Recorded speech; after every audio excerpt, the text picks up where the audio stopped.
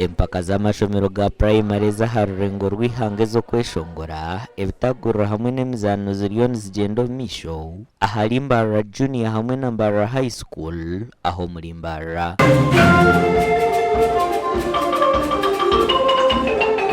Amashomero aga ankora gazetabiremu gariyo nigakora kurungi.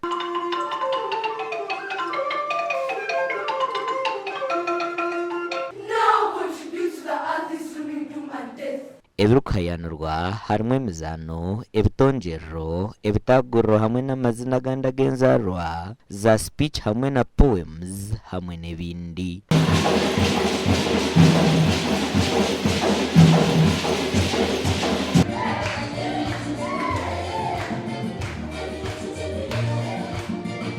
Amashomero agaruka ikigana 25 ku rwombiyanga bitari mumwe na mwo kwetorora ihanga no kugazetabiremu kandi agacanga ca ankore harimo irya Mbarara junior tayayise Mbarara municipal, Koroma primary school, Revival primary school, Ibanda Cyuvura hamwe n'agandi kandi agagona gariyo nigakora kurungi.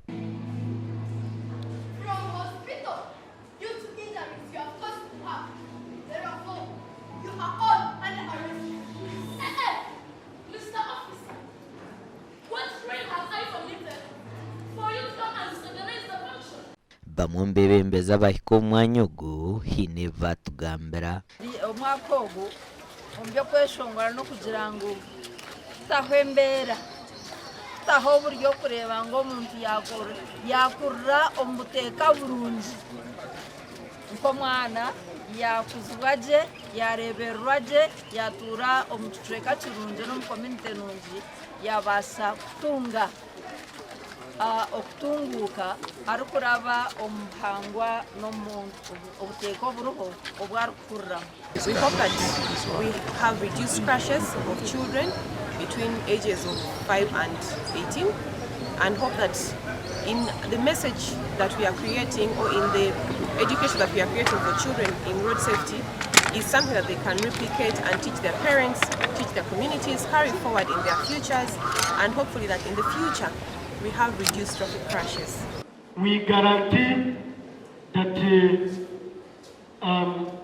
your security is available, and we want to assure you that Mbarara City is a safe and secure city for you to stay for the time you will be here.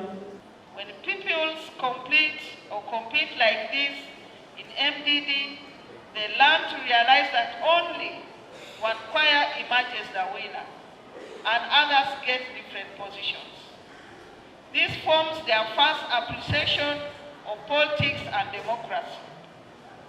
I am therefore very optimistic these children will not be among those who lose in an election and go on to complain that they have been cheated rather than gracefully accepting defeat.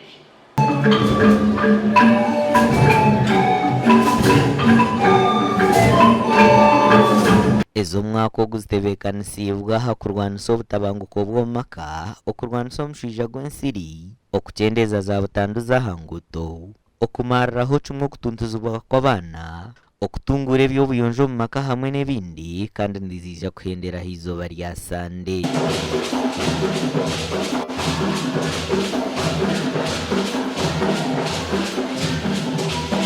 Aha bwa TV West, nde era Akiza.